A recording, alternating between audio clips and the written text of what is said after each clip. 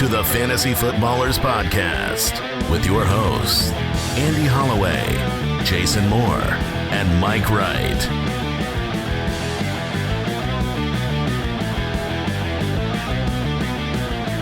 Oh, welcome in.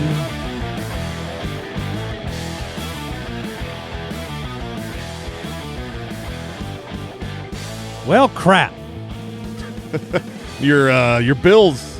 Oh. There's always next year. Should have won the dang game, man. Should have won the game. Now Yeah. they don't have a coach. Everything's falling apart. Imagine picking the Bills last week. You losers. Yeah, they weren't even close. Yeah, I They know, weren't right? even- Like, They didn't have the imagine a world. What a was that Rocky 1? Is Rocky 1 where basically no one wins? You know? No, I think he wins at Rocky 1. Does he? Is No, not Rocky 2? Rocky. I'm Right. saying like there's a winner. Okay. Well, I just felt like that was one of those, we're watching this game. Andy has all of his chips in on a Bills Super Bowl. Really just trying to will it into This existence. goes way. I mean, it goes way back. The Bills were the rooting interest that I had before we got to the playoffs. The playoffs are clear of Mahomes and Lamar and Burrow, and this is your time. You saw the emotions from Josh Allen and the players in the locker room. Yeah, because they're pathetic losers. Yeah. The nice thing is, so in this office we have this is kind of crazy, the fact that we don't have an office of 100 people or even 32 people, but it feels Right. like we have diehard fans of everyone that was still in the playoffs, like the Packers, the Bears. One of our There's a lot of fan diversity, team but loyalties. they're all in the play other than our team. Our Well, team would never never be in the dream of the playoffs. But our team would Schneider- have lost to Indiana last night. But go on. That's just true. That is a sad truth. But Schneider, one of us around here, my dead ringer, shout out. He's a diehard Broncos fan, and he was sad to a degree after losing Bo Nix, after winning the game. That it's like, dude, if I knew we lost Bo Nix, I wish the Bills had a chance to win and go on. I don't think anybody's prediction was that Bo Nix and Josh Allen will both be eliminated from the playoffs on the same week when they play each other. And that's what happened. And so it was a letdown. And then the Bears, they go to overtime on on a 52-yard, 14-yard touchdown. That's what that was. That was a 52 air yard, Hail Mary. 14-yard touchdown. I was standing, so I had gone out to dinner with my wife. We had watched the game at the restaurant while we're eating. We walked next door to get some ice cream. So I got it on my phone. 4 or 5 people in there all gasped so audibly it startled everyone around us when that play happened. Oh, yeah. While we're standing there, because it just made no sense. It was impossible. It reminded me of just throw it up for grabs from our flag football days.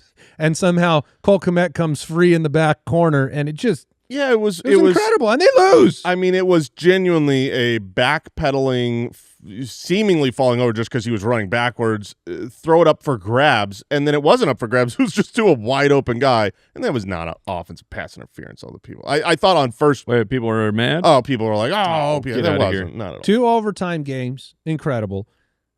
One game in which the defense for the Texans did all they could do, and C.J. Stroud did all he could do for the Patriots. Dude, they should have put Davis Mills in. They really not. They should have. I think they could have won the game. C.J. Stroud, he's not a good quarterback, man. He was a good rookie. He's not. I don't think he's a good quarterback. I'm growing concerned. It was a shell-shock moment. I mean, going into New England facing that defense, not an easy challenge, but lost it mentally in that game. And then the 49ers didn't remember they had a game this weekend. Oh, what game? I mean, that was it, they siphoned Honestly, away in order for every other game to be so incredible this offseason. All these close finishes, all these games won by 4 or fewer points, these overtime games, the only way that could be allowed is if one game took all of the blowout, all of the embarrassment, and said, we got you. We'll take it all on us. Yeah, I don't know if you knew this, Jay. You came in a little later. We were talking about it. But the Falcon back there in Deucer's Alley, the biggest 49er fan we know, again, all of our people here had their teams in the playoffs, except for us. riddled with food poisoning all weekend. That's awesome. And it was better probably than watching this football game. Yeah. Absolutely. So you didn't really you weren't dialed in for the game. You were like dialed in on that toilet. He was him and his fiance. Ooh. Like a rotational nice. disaster. Did you get the love Did seat? you get the SNL toilet? Yeah, the SNL 2-seater? No, one so you was could hold hands. One was while thrown up in the top bin. an upper decker. Yes. Yes. To get back to how bad CJ Stroud has been, because it's fun. I saw this tweet from Scott Barrett, good friend of the show. Off target throw rate, the worst quarterbacks in the last 3 years. In 2025, the worst was Michael Penix, 20% of his throws off target. The second worst was CJ Stroud. Third worst was Cam Ward. Like you think about that, you go Michael Penix sucked this year. Cam Ward would look like a rookie that maybe. Yeah. Last year, 2024, the number one worst off-target throw rate, CJ Stroud. The previous year to that, 2023, the worst was Bryce Young. Remember when he was that was awful? like you're not a starter anymore. The second worst, CJ Stroud. So he had a great rookie year and is like living on it. He's literally off target. Yeah, well, the one comment I enjoyed was he had the best rookie year of all time, just to jack up the Cardinals pick. Because the Cardinals had their pick that year. The first rounder. When we traded Will Anderson, another one of our moves. But yeah, that is major evidence to you're being complete. I mean, their defense is unbelievable. If they had a middle tier quarterback performance, they win that game going away. The amount of possessions New England had, and it wasn't some crazy great game from Drake May. One of the scores, no, it was not. One of the scores was a pick six, right? You had so many turnovers, and they had a fumble down in the red zone again. But like the amount of possessions New England had to scores, the defense did everything they could possibly do, and it's demoralizing. It's rough. And yeah, CJ Stroud, are you the answer? You better figure it out this offseason. Next year, if your defense plays like this and you go out there and you're 3 years in a row of off target, I mean, that's so insane. I feel like the entire goal of a quarterback, bad completion percentage. No, it's a weird inconsistency thing where throws get away from him. When he misses real bad. Yeah, and it's funny too because I always go back went to full Jake Delhomme in this game. Oh man, he did. I'll never forget that. He only had 8 picks on the season. And how many? And 8 games in this game. Yeah, I mean it was. What did he have? 5 picks in the playoffs. I mean, I think he had. Was it 4 in this game? I think it was 4 in this game, 1 in his first game, and then I think. But the first game was all about his fumbles. I believe he fumbled like 4 times. So he's turned the ball over. I don't know, 20 times in the playoffs. Yeah, crazy. Hyperbole, but not crazy far off. And look, the Rams, they beat Carolina by 3. They beat the Bears by 3. They made it happen in the playoffs with I don't know. You've read it all on Twitter already, right? The interception, DJ Moore. It was whose fault is it? Blah blah blah. Stroud was 1 pick and 5 fumbles in the first week. 2 of those lost. 5? Yeah, I'm on Pro Football Reference. That's what I'm seeing, and then 4 picks in this past one. I mean, what? When you have a defense that good, your primary focus is just protect the ball. Yeah, I know he could have spiked the ball into the ground on every play and had a better passer rating than what he had this week. He had no Nico, and no Schultz. And no Jalen Noel, who they had fully healthy. But they have him I think he ran like a handful of routes in the game. It's like, what are you doing? He's a good player. Even when you don't have your number one wide receiver, you can't throw 4 picks. Oh, he complete 42. I mean, you can. Life finds a way. You're allowed to do it. But when we were watching that game, this was a very, very close, winnable, anybody's game. Before the booty touchdown, I thought Houston would win it. I thought they'd find a way. At halftime, all 3 of us, I believe, based on what we said, we're not joking when we said, I would put in Davis Mills. I was like, do you do this? If you remember how the season was going for the Texans, they looked like they were not even a playoff team. CJ Stroud gets injured. Oh, it looks like their season's going to be over. Davis Mills comes in, wins the next 3 games, right? and then Stroud comes back and continues the winning streak. But it's like when you're playing that bad and constantly throwing the ball to the other team, you got to give your chance. Maybe it's just an off day. It's a really tough decision. I think I was with you, But I also look at it and I say, man, what does this mean for your team in the next round and the round after that? You're going to need C.J. Stroud with confidence. If he's the one that navigates the comeback, which he was on his way to doing, they went right down the field and scored on the first drive. He was better in the second half. That is your chance of winning a Super Bowl. It's a tough call. You could have taken that mindset of it's a bad day. We just gave him – he needed to clear his head, blah, blah, blah. But it's hard to come back the next week. It was a crazy game. The Patriots move on. The Rams move on. The Broncos move on with Jared Stidham, and the Seahawks clobber the heck out of the 49ers. So it'll be Seahawks-Rams. Based on – we all make brackets, but like based on what happened this weekend, do you have your picks for the two games? I mean, Mike. No, I mean the Jags went out first round, but No, I just mean right now, based on what you're seeing, like Seattle going out and dominating like that, the Rams showing they're vulnerable in two of their playoff games so far. My original pick was Rams out of the NFC, and I had Seattle. So I had I'll Seattle stick as well. with so that. I think I'd switch to the Seattle side after what I've seen and them being at home, and then you got the Broncos with Stidham, but that defense going up against New England. The Broncos in Denver. We should talk a little bit more about the Broncos with Stidham. They can absolutely win. They can this game. I don't know if they could beat the NFC West, but I do think that they can win this game against the Patriots. This defense is good, and if Stidham does enough, it's not like Bo Nix has been good. Bo Nix has not been great. He's not even in an MVP conversation for the number one seed. So Right. that tells you what he's been. Yeah, he's been good enough to get it done, to get the number one seed. Stidham does not have to come out here and be amazing. He can't come out and be Max Brosmer. But the last time we saw Stidham start, he had a good game. So he needs to be a game manager that isn't C.J. Stroud. Yes. Yeah, I do think they can win that game. It's going to be hard for New England to go into Denver and face that defense. There's some hope out of Denver that J.K. Dobbins could be back. I didn't even know that was they desperately possible. need him. I think that like he won't be able to come in and be like, I'm 80% of the snaps. I'm ready for pro football. I loved when McLaughlin got the ball and the announcer's like, he's the X factor. I'm like, you are drunk. Man, there was an X factor at the beginning of the game, and then he got concussed. Who? Pat Bryant, the first 3 receptions of the game. Oh my gosh. Wait, you're Wait, seriously going to deny that? Before you move on, we got to talk about Mike's guys, and we have verified that this year we didn't know if the year of Mike was seasonal, which is still going, or calendar, which obviously we're in 2026. We verified that it is seasonal. Not only was Pat Bryant on his way before an unfortunate concussion, but terrible news, really. The Seahawks running back, I mean, this is a big deal for a team that has played a certain way all year to success.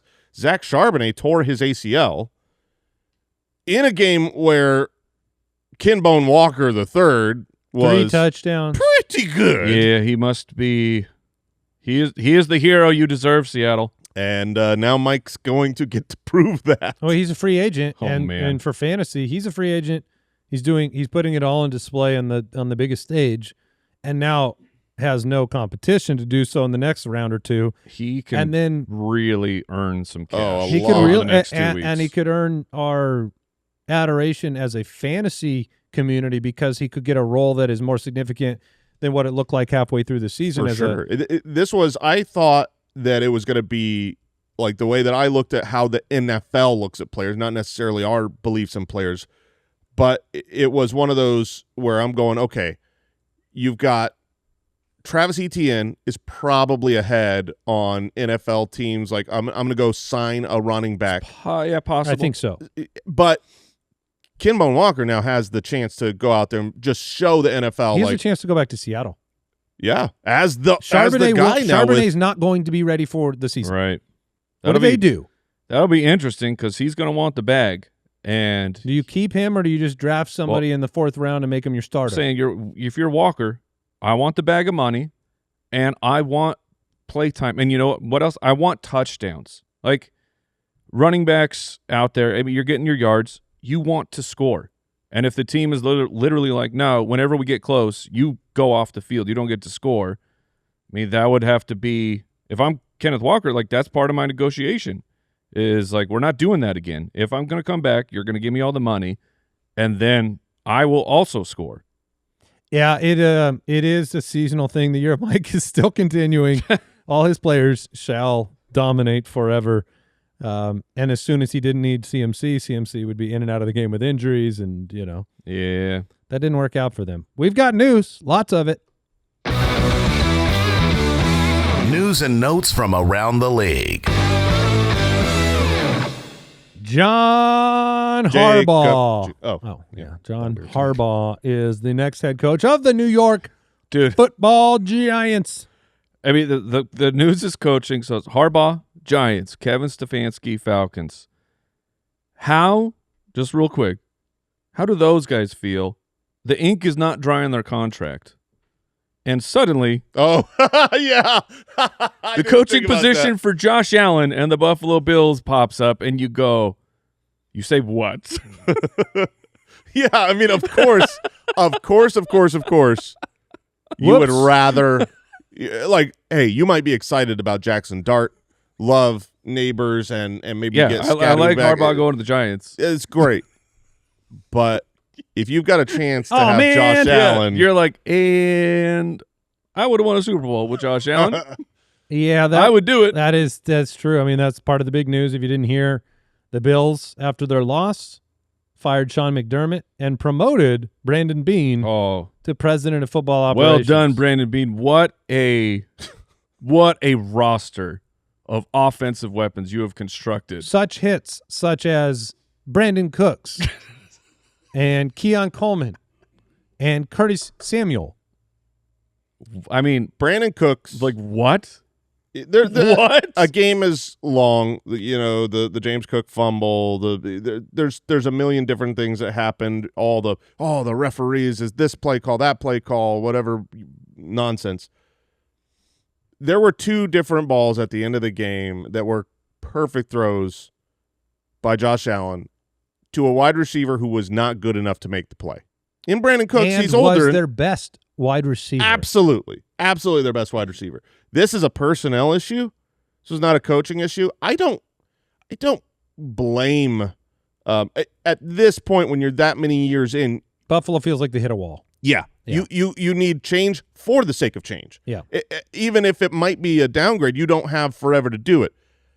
But y'all didn't change the right thing enough because, I mean, they should have absolutely. 2 Pro Bowlers out of his last 50-something draft picks, Brandon Beane, not equipping. Like Allen, I think part of why most people didn't believe in the Bills going into the playoffs is the roster. Yes. Mm-hmm. It's just looking at it and saying, well, they don't have enough good defensive players. Josh Allen, they're not as dominant on defense, and they don't have enough. The best player left, like the best football player left. And it was almost. But you need defense. Josh Allen can't go do it. Yeah, what would be so funny? It's almost enough. If Mike McDaniel Ooh. goes to the goes to the Bills in division, and it's like the Dolphins are like, oh no, what do we do? I thought it'd be really funny if Brian Daboll could go be their head coach. Yeah, return to that would be one because there's word on the street that the team is very like the connection with Sean McDermott. Like he goes to bat for his players and his players love him. That's the feedback, and they're very unhappy with this move. So, how do you reinvigorate them? Bring in a familiar face that everybody loved before. I don't know. Yeah, that could. I'll work. do the job. I'm throwing my hat in the ring. You're a familiar face. Harbaugh's Everybody off. loves you. Harbaugh's off of he's not available anymore. So who else to hire but me?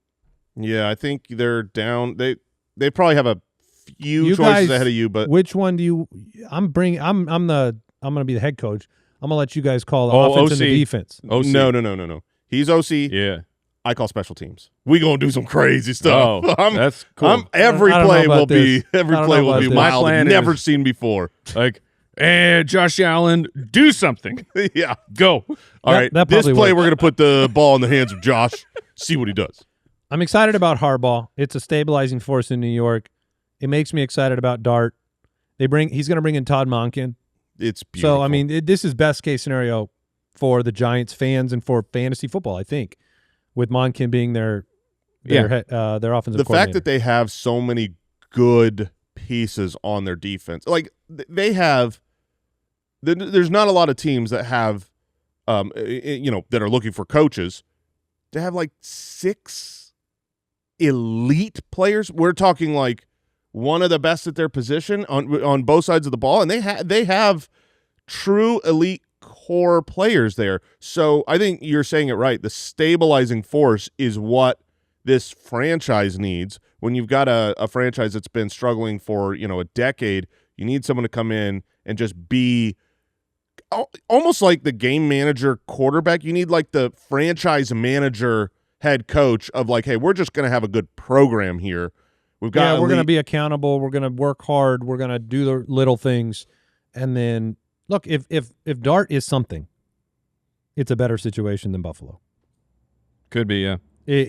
I would rather have Josh Allen as my quarterback and figure the rest out. I'm on that camp. But if Dart is something real, I think everything else around it is better. We're going to take a quick break. We got more news right after this.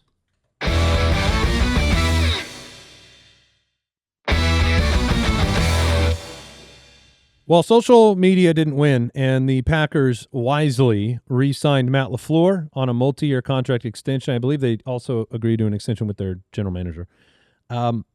This is good news. Matt LaFleur is a great coach. Mm-hmm.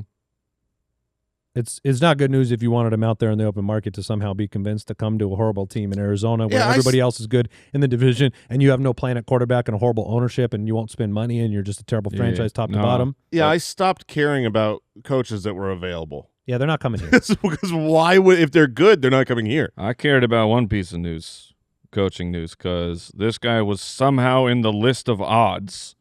The Detroit Lions have hired former Arizona Cardinals offensive coordinator, beloved on this show. We love this guy, Detroit. Drew Petzing. Congratulations. Enjoy that. Look, we did not like Drew Petzing. No. It was a decently vanilla offense. Obviously, it worked for total yardage and stuff once you got Brissett in there that could stand in the pocket and allow those downfield routes to develop.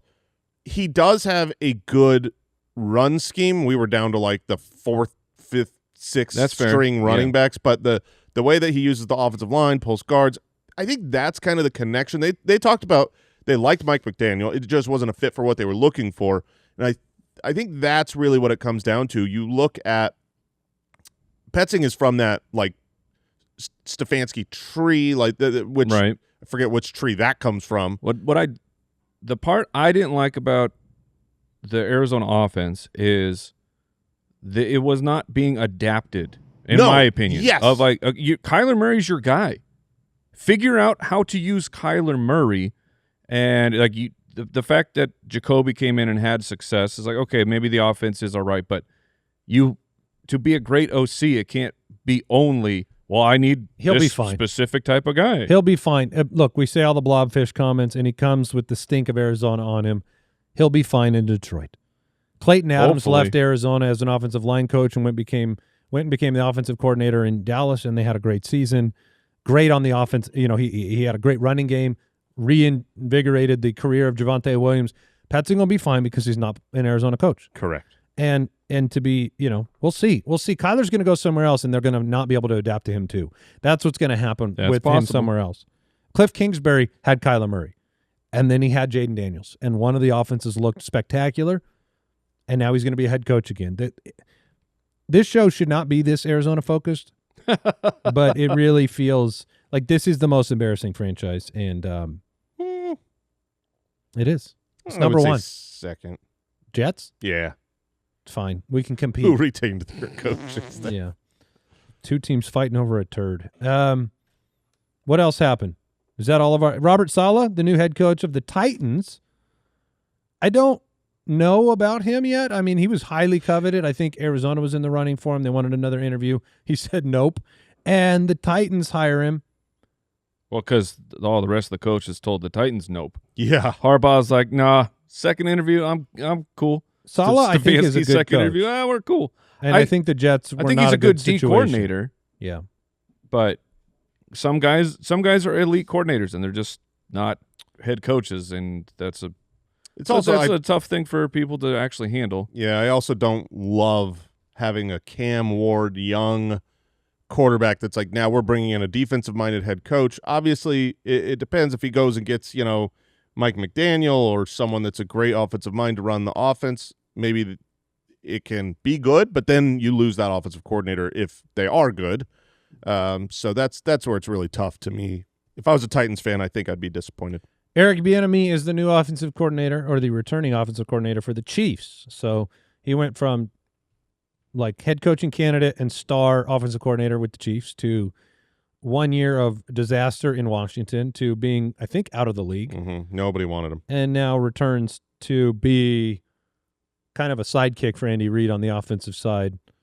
I mean, that's kind of what all of these coordinators have been. They've lost multiple offensive coordinators over the years. All to great success. Matt Nagy. Yeah, right. Yeah, Bieniemy. Kind of reminds me of when coaches would leave Belichick. Right, yeah. Like McDaniels and Charlie Weiss and Romeo Crennel. Those were all superstars until they didn't have the Tom Brady. Okay, I think that's it for news. Are you recovered yet from the Green Bay defeat? Al, I'll check in with you. I'm as recovered as I'm going to get.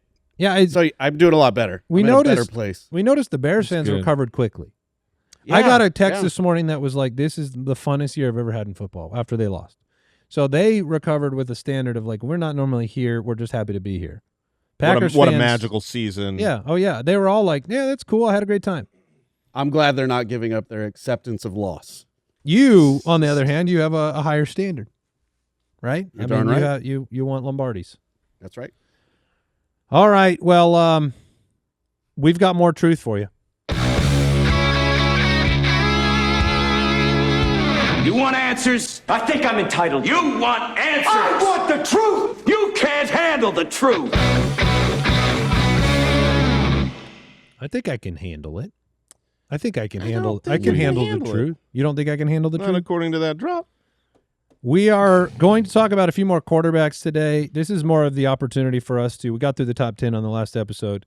Talk about a handful of other players, and also talk about just in general. I think the principle of streaming the quarterback position, what kind of consistency we saw from some of these players that finished at the end of the year outside the top 10, but maybe were more consistent in their opportunities that they had. One of our stats that we talk about every year is how many different NFL quarterbacks finished as top 12 quarterbacks on a given week. And we've done this every year, and we got real close to setting a record. 2021 was the record. 49 different quarterbacks in 2021 had a top 12 week, which is insane. Every year I know it's in the 40s every year, and it always makes me giggle because there's 32 teams, and we're not just talking like played football, but you finished the week as one of the best fantasy scorers at the position. Yep, there were a lot of Marcus Mariota situations where somebody just got it done when they started. This year the number is 47. This includes Russell Wilson. This includes Davis Mills, who, by the way, was the quarterback 1 overall in Week 10. And the Russ was cute. Russ was the quarterback too. After looking, Week 1 I don't think it could have gone worse for Russ. And then it was okay, sweet, we're done with this. Let's move to Jaxson Dart. And that was the Cowboys. I feel like it was the Cowboys where he could go figure. And you're like, oh crap. Was Russell going to get? No, that was just the Cowboys, everybody. False alarm. Jameis Winston had a QB1 week. Shedeur Sanders had a QB2 week. Mitchell Trubisky had a QB1 week. Mitchell Trubisky is actually really interesting in the discussion around like people want to talk about Malik Willis in the offseason. Mitch Trubisky was a Pro Bowler. Okay? And he's been excellent behind Josh Allen. Snoop Huntley was a Pro Bowler. Yeah. I'm just so saying, little. I just think that there are, when you watch what gets started at the quarterback position in the NFL sometimes. Yeah, I mean. Like Spencer Rattler. Mitchell Trubisky is a better quarterback than Shedeur Sanders. Yes. That's all I'm saying. That's all I'm saying. But not good enough to be a starter. 62 different quarterbacks made a start this year. We have 32 teams. We have 62 different quarterbacks that started. And we got about 10 good ones. Yeah, Max Brosmer did not make the list of the 47. Oh, man. So we want to look beyond the season finish. Legend. Max Brosmer is a legend. We talked about Allen, May, Stafford, Lawrence, Dak, Caleb, Bo Nix, Hurts, Goff, and Herbert on the last episode. Why not start out with the legend, Man. the living legend, the newly surgically repaired legend? Yeah. Patrick Mahomes comes in at 11, and yet his consistency rank is 3. And again, consistency is our compilation of how many great games over 26 points at the quarterback position, good games over 21, and bust games more than 15 or fewer than 15 points. When Mahomes played this year, 57% of the games he played were good. 43% was great. That's the real change for Mahomes. Over the last couple of years, he hasn't been the big bada boom guy, you know, accumulating enough stats over the course of the season to be a quarterback one, you know, most every time, but not winning you weeks. And to start this season, he was absolutely excellent. In fact, the first half, he was the number 1 in consistency, was very, very good. Obviously dealt with injuries to his team down the stretch. He was scooting. He was running way, way, way more. Yeah, and that's the real issue with so he tore his ACL and his LCL. The current projection is that he's hopeful to be ready for week 1. But ready for week 1 will not include scrambling the way that he was. He was their number 1 running back. And so honestly, the truth is they should get Ken Walker. Yeah, I mean, take it easy over there. I genuinely believe that the Chiefs, one of their primary focuses this offseason needs to be the running back position. They can't, like, Pacheco's never looked the same since he broke his leg. Kareem Hunt is too old, and they had no running game to speak of. Their running game was Mahomes. He is not going to be able to do that to the same capacity, certainly not to start the season next year. And they've been, like, in the rumor mill the last 2 years. That sounds like a rumor meal, and Yeah. I'm interested. Delicious. I'm very interested. Yeah. They're eating them rumors up. Yeah. Nom, nom, nom. Today's rumor meal brought to you by Jason's Cafeteria. That's a good segment. We should The start rumor meal? the rumor meal. Oh, that's not bad. Yeah, Today's I'm It's the off menu. season. I'm going to start working on a rumor Your meal main, segment. you got a main course rumor, I got it. right? You got a Yeah. dessert rumor. Oh, the dessert rumors are the You sweetest. got a veggie rumor. That one sucks. I'm hearing things about cheeseburgers, guys, Oh, for lunch. Big Ben would be interested. cheeseburger. But the last couple of years, you know, they were talked about when CMC was on the trading block. They brought in running backs to look at in the draft, and the way that everything just fell, Rashard Smith's the only running back under contract. yeah. So It's going to be new blood there for Kansas City. yeah, and they need some new blood. I think Mahomes will need a running game, and then presuming that they lose Travis Kelce, which I don't think that's a done deal by any means, but I would No, but put his it on health meter will be lower regardless if he comes back. I would put it on the 51% side that Travis Kelce is not back. Then, I mean, when Mahomes is slinging it to Kyle Pitts, You know, it's gonna be awesome. my son brought up, I thought, an interesting rumor meal, a little nibble, and it was the reunification of Mahomes, Tyreek, and Kelce for one more run, because they're in desperate need of more help in the offensive Veteran weapon minimums. side. Yeah. And Tyreek is, you know, he's going to be gone. So, They should reunite with young, explosive athletes. well, that would be helpful too. Maybe ones that are not so, they don't take as many chances off the field as well. I think Yeah. they've got a wide receiver type here in Kansas City, though. Yeah. They like those off the field trouble guys. Maybe if you run fast, you drive fast. I don't know. Yeah. I must run fast. Addison runs fast. That means Jason runs fast. It all blows up. Yeah, never mind. The other thing that stood out to me on Mahomes is just like he struggled against top defenses. 7.6 fantasy points differential between top and bottom defenses. So he did struggle this year against those. He was pretty good home and away. Didn't have Rashee Rice for 6 weeks. Really, from the point that Xavier Worthy was hurt, kind of didn't have Xavier Worthy either. I don't know how much the shoulder sling, like we didn't talk about it a lot because the heavy investment on Worthy, it wasn't there for fantasy. But I don't remember hearing his name after the injury, really. No, he was. And before he had some, you know, he was more involved. You look at the end of the season, his last month of games, he never had a game with more than 4 targets. is just a bit player. So, yeah, the next name on the list is just last thing noticing of like, because the season was much better. People should be aware that he was really juicing things with his rushing ability. But you're now looking at 3 straight years. Mahomes, 23, his touchdown percentage was 4.5%. That's like barely above league average. Next year, 4.5%, and then this year, 4.4%. Like they really need to do something about this. Like when Patrick Mahomes is an average touchdown throwing quarterback, it's like that sucks. That's awful for the NFL. They need Kyle Pitts. Oh my gosh, that's the answer. There's what only teams one... do you have Kyle Pitts on? What is this propaganda? Our main dynasty league. Okay. Okay, there it is. I need him. There it is. Go to Kansas City, Kyle. There's something there. When you think of the elite of the league, that's 100% what it is. Yes. Okay. And you know what? That's okay. Thank you. That's all right. Yeah, there's a reason I said Ken Walker to Kansas City. We're only human. We're only rooting. I mean, this is the rooting season. We don't have a team to root for. Let's root for our players. But you look at the elite quarterbacks in football. Like Burrow and Stafford have the best receivers in the game to throw to. But Lamar, Allen, and Mahomes don't. Right. I mean, those are 3 of the top quarterbacks, and their teams haven't been able to put that player on that team. They have been able to put that player on the team when they had a rookie contract. Yeah, and when it was Diggs and Tyreek. Yeah, exactly. And they were way better. Lamar's never had it, but that's true. But yeah, I mean, Mark Andrews was awesome. Yeah, he was awesome, but not. I mean, man, it's hard to pay for top tier wide receivers when you've got one of the top 5 highest paid quarterbacks. Just is, unless you're the Dodgers.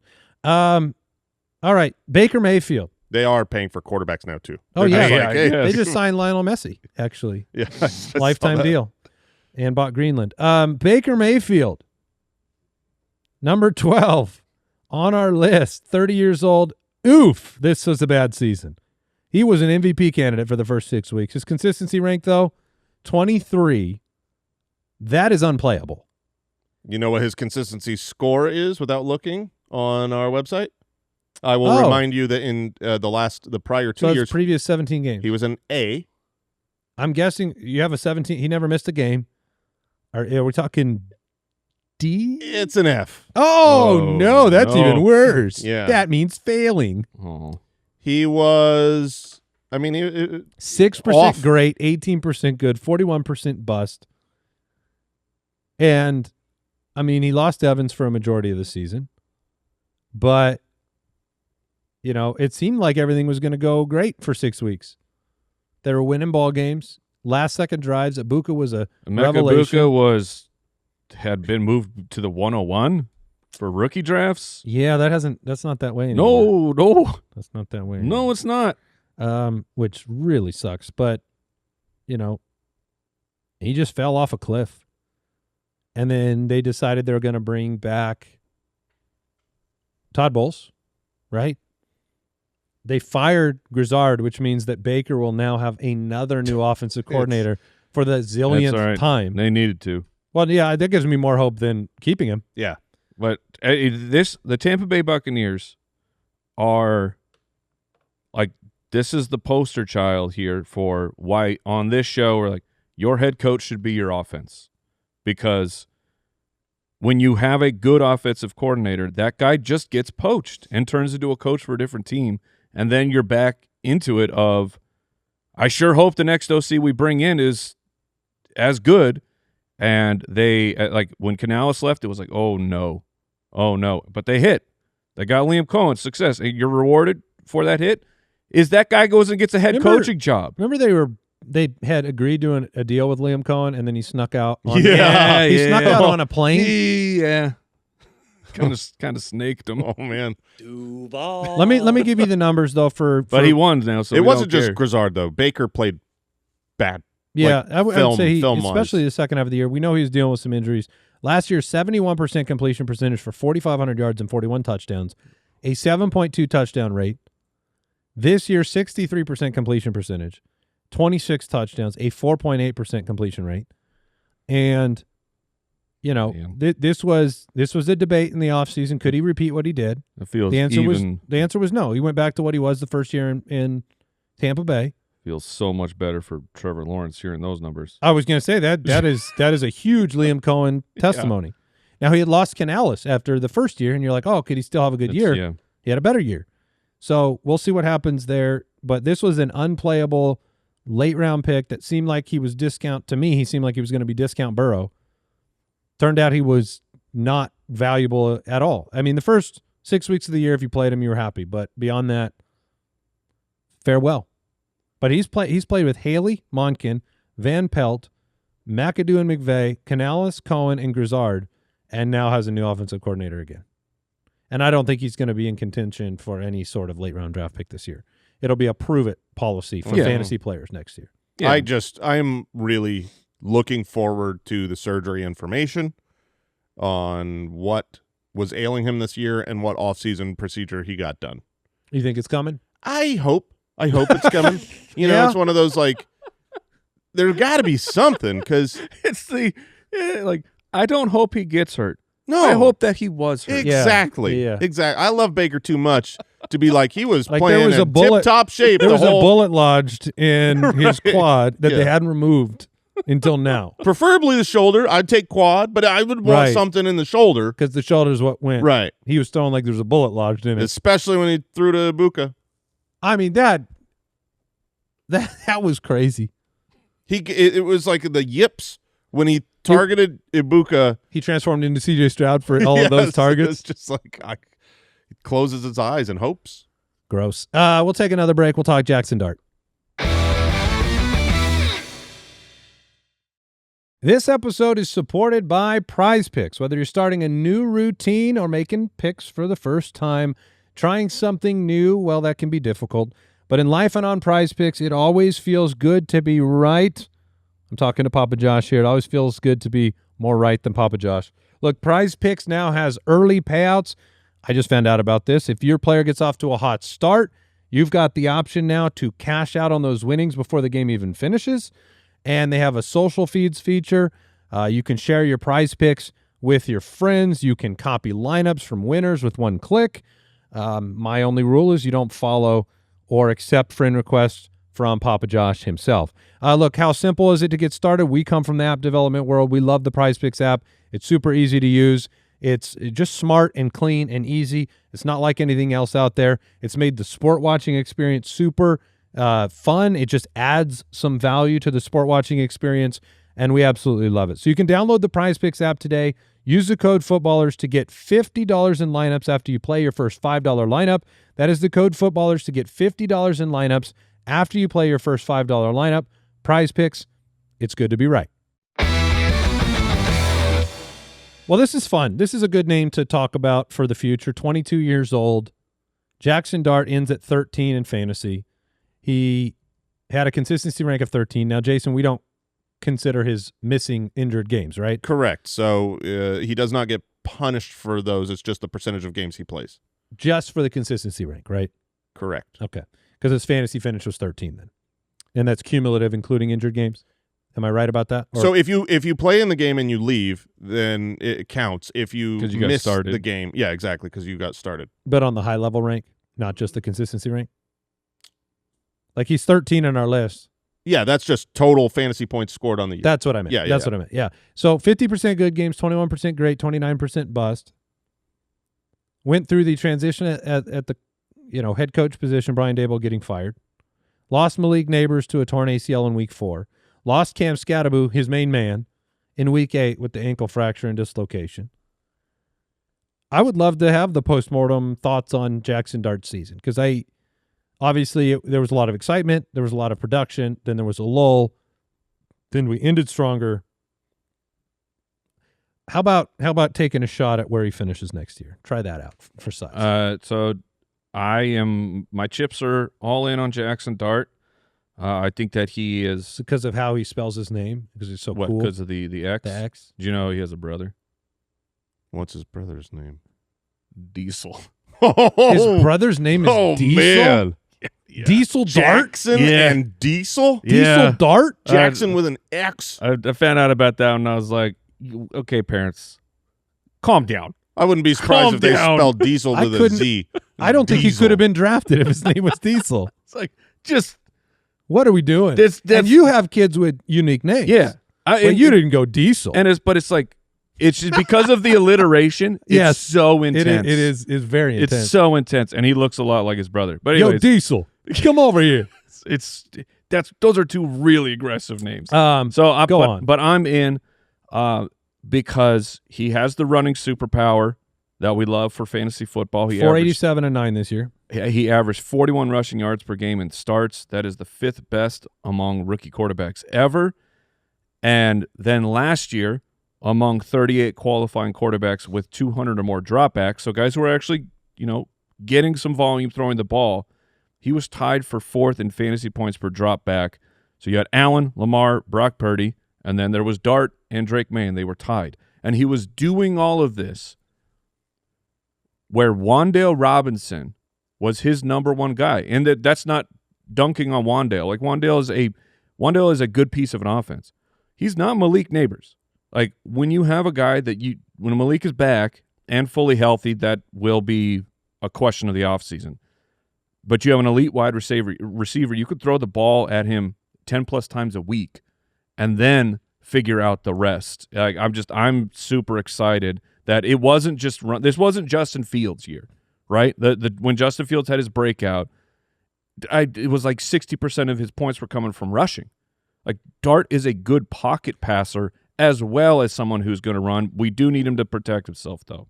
He kind of has. I mean, there's a pretty easy off-season argument that we're going to have on Jaxson Dart, which is all of the stuff you just said, combined with the return of his weapons and whatever weapons they draft. I mean, they could take somebody like Jordan Tyson and pair him with Malik Neighbors. And I'm excited for Theo Johnson. And, yeah, Theo's good. I'm looking at their opponents for next year. I was curious what division they play in the AFC. It's going to be the South. So it's Colts, Jacksonville, Tennessee, Texans, that group. You got Harbaugh coming in. I mean, this is your, like, layup, high upside, exciting pick of next year. He'll be drafted that way. He will. That'll be the issue. 6th round? No, I think he'll be 5th round. I worry Okay. he's a 4th round. If he's in the 5th round, I'll be taking him no problem. Look at when he started, really going. And like you said, Mike, loses Malik Neighbors, had a ton of these games where also lost Cam Scadaboo.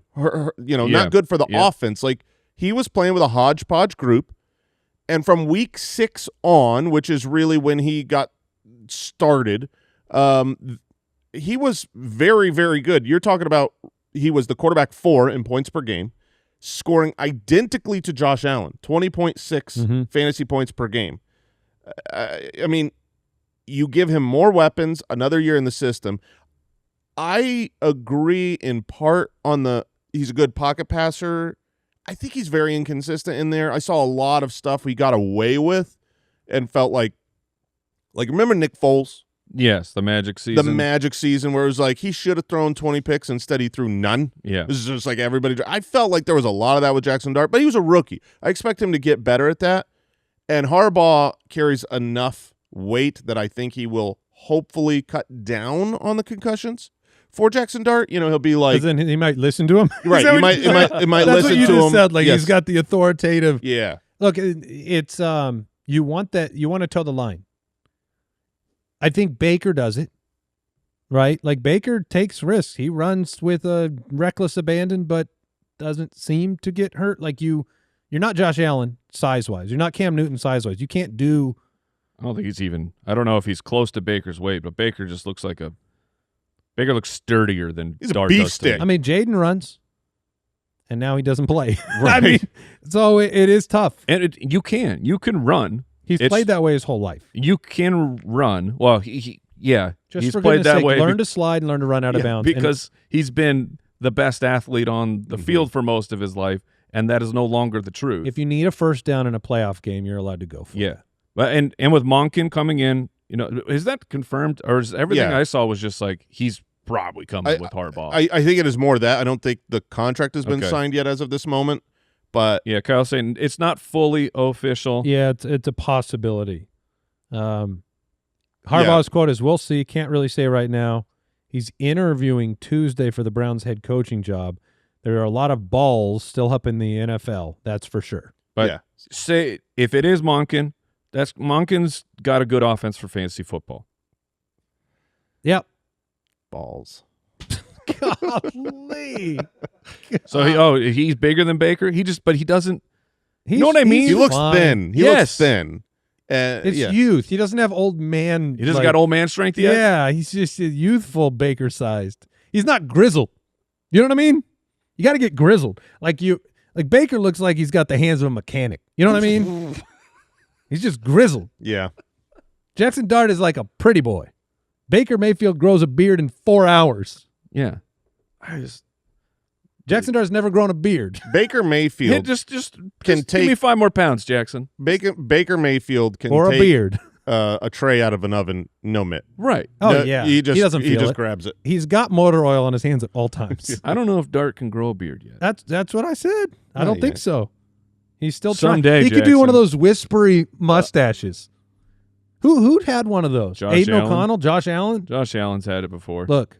Oh, if I yeah, can Aiden see- O'Connell. If I can see all the skin in between every hair on your upper lip, Shave it. you don't have a mustache. You know who doesn't have that mustache? Old Pittsburgh Steelers master of disguise, Mason Taylor. Oh, yeah. With the thickest mustache we've ever seen. No, Jaxson Dart's going to be very exciting. I want to just give you numbers, like how these players finished as I run through the other names so that you're aware out there of how they did. Sam Darnold was 14 in fantasy points, but 27 in consistency. Yeah, the second half really got away. Yeah, 32 over the second half. He was unplayable. He had so many bust games. 50% of the time he was busting. Jordan Love, number 15, consistency rank of 22. Dear goodness. Jacoby Brissett was 16, consistency rank of 21. Daniel Jones was number 18. R.I.P. Daniel, consistency rank of 14. We missed him. Yeah, that was So did the Colts. They fell off a cliff. that was so sad. You had a team that looked like they were in it for the Super Bowl. Number 1 record. They go and they add to their number 1 seed Yeah, team. they were Sauce 8-2. Gardner. They played And fantasy. They did what I would have done. don't at 8 make and 2. the Trade playoffs. all my picks for somebody good. Bryce Young at 19, consistency rank of 19, really wasn't a fantasy factor very often. Lamar Jackson finished at 20. He's worth a brief conversation. Consistency rank was 16 for him, and again, that takes the injury games out. He had a 46% bust rate. What was the first injury? So Lamar never looked like Lamar from week 11 on to me, ever. Not one game. I would say from week 4 on. It was the ham. Yes, he had the hamstring because But it was throwing. on fire the first 3 oh weeks. my gosh, he started the year and it was just like what we saw last year, where it's Yes. like, oh, this is the MVP. He's going to throw for 40 touchdowns and 4,000 yards and rush for 800 yards. I mean, It was, 9 passing touchdowns through the first 3 weeks. and then gets injured, misses. Never the same. No. Never the same. No, and it is that one's going to hang over his head a little bit for me going into next year, in the inverse reason that we're excited about Jaxson Dart. You lost your head coach. You lost your offensive coordinator. So you're going to have a change in those positions. If you don't bring in more personnel, look, all due respect to Zay Flowers, you're good, but likely is a free agent. Andrews is getting older. Derrick Henry's getting older. I need a reason to believe that Lamar can go to an MVP level again, and I don't think he can do it with the personnel that they have and the head coach and offensive system.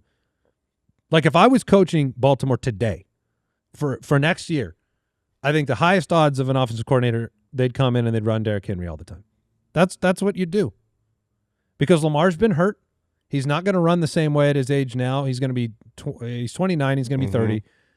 You can't run him like you used to. He ran for 349 yards this year. He only missed 4 games. That's a headline to me in terms of your stability. What's his consistency grade on the website? You want to look that up for a second? B. He's a B? I would love to see him have a superstar tight end again, the way that he played with. They have unfortunately locked up all of their tight end money. Well, no. Mark Andrews. I would like them to draft Mendoza, and I would like them to trade Lamar for that number 1 pick and unite him with Brock Bowers. I mean, those rumors. What those are that's in the rumor mill. The rumor mill's been talking about. Way. It took me 1 second to remember that was an intentional misspeaking of rumor mill. Yeah. People are talking Lamar for the 101. Jason's been talking with his friends about it. You guys haven't seen that? That is I have not. I am not creating this out of thin air. You're creating out. I don't know who you follow. I mean, it makes sense as a rumor. As a rumor, it makes sense because you're saying, okay, if you're the Raiders, would you rather? I'd rather draft have Mendoza? Lamar Jackson, of course. But if you're the team that has, I mean, right now, Andy, you were saying all season like you felt like they're getting near the end with Lamar. They're kind of frustrated. Obviously, they fired the head coach. Expectations were high. If you could trade a 29-year-old that you're frustrated with and maybe a little burned down on for the number 1 overall pick, if you believe in Mendoza. I don't think I was talking about that all season, but I brought up the fact that it was surfaced by others that this is the Cam Newton age where the running cliff happened, and you might not have the same dude anymore. Yeah. So I don't know what Las Vegas is going to do. They're going to draft Mendoza. I think they just tried to get, an experienced veteran in Geno, and it didn't work. And I feel like the decision was made between Lamar and Harbaugh, and they chose to let go of Harbaugh.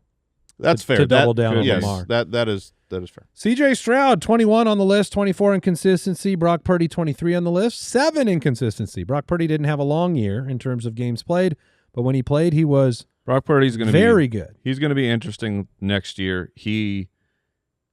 His sample is not gigantic, but we've seen, and at least I think we've seen enough Brock Purdy of like that. He's a good quarterback, and he is one of the guys that is not the super scramblers that can still give us good fantasy value. Having said that, it's all the other stuff around Brock Purdy that will be the issue, because when he's with George Kittle, Brock Purdy dominates, and he will probably not be with Kittle next year. Joe Burrow at 29 and 17 in consistency. 7 in the second half. Great into the season. Everything you hope to see from Burrow, Chase Brown, Jamar Chase, T. Higgins. The Joe Burrow story is you open the book, it's the same story. Mm-hmm. It's always the same story.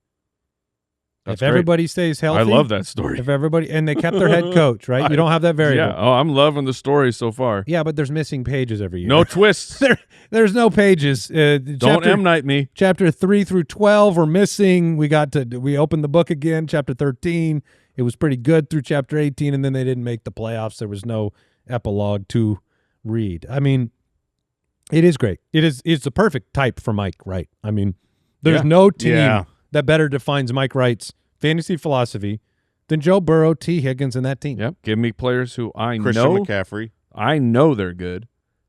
They just need to get healthy. Guys get hurt, but I want players that I know that they're Ken good. Walker, always hurt. McCaffrey, always hurt. I mean, we know the secret now. Who can we find? Jayden Daniels, you got to be in on Jayden. Brother, have you seen my card collection lately? Jayden. It's all Jayden. Jaxson Dart. Yeah. Highly volatile guys because of injury. Okay. Jayden Daniels is the last name worth talking about. A little surprising. He had 0% good games, and you go, well, he was injured this year, but he played enough games to where he had an okay game against Chicago. Sure, but I'm saying by our truth metrics, 0 great games. Sure. 22 points was his highest score of the year. That's not what we saw from rookie Jayden Daniels. It's better on my emotions to just throw the year in the garbage can. And I think that's what you should do. Because you have week 1, you go, oh, he's the quarterback, 14. He scored 20 points. Like 20 points from your quarterback, that's fantastic. Even if it's not. Everybody's healthy in week 1, so that's easier to finish lower, right? But the point is 20 points, 19.7 against Green Bay, which you got to go in the time machine and be week 2 when we were watching Green Bay, it was, oh, that might be the best defense in football. Yep. And then he got hurt. So my philosophy with Jayden Daniels is you throw it totally in the garbage. You will have no Cliff Kingsbury. That is a fair variable. Who did they brought? They brought in was it Kafka or Blau, not Kafka. David Blau. Blau. Yeah. Wow. Yes. That's good. Is Sunlight lower in DC? Probably. I don't really know anything about the eastern half of the United States. I don't You seen either. their new, I want to call it a coliseum because of how it looks. But Stadium? yeah, no, I want to call it the coliseum because the renderings. Oh, of no. Is it awesome? It looks so awesome for DC. It looks like like a DC monument. Are they going to rename? I don't know. I think there's a super strong push to rename the team because they got new ownership. Just rename them every 5 years. Fine. I don't think people are like the Commanders. I think people are just no, like, whatever. I the never Commanders liked that was name. not an inspiring choice, but We tried to help. We went Manders. Yeah, You but know, like they're- salamanders. They're the Commanders now. I don't know. They will hold it will hold 70,000 people with a translucent roof. Whoa, that's not good for Team for Snow? vampires. Oh, okay. Oh, I got you. This is the David Blau. I'm trying to show. protect this man. It sounds like the 60-minute mark. No We're gonna garlic fries. We're going to say goodbye, and then we're going to come back and do another show on Thursday, talking the top 10 running backs and I any other wonder who's in that list, guys. any other tantrums we want to have. Take care. Goodbye. Thank you for listening to another episode of the Fantasy Footballers Podcast. Join our fantasy football community on jointhefoot.com and follow us on Twitter @TheFFBallers.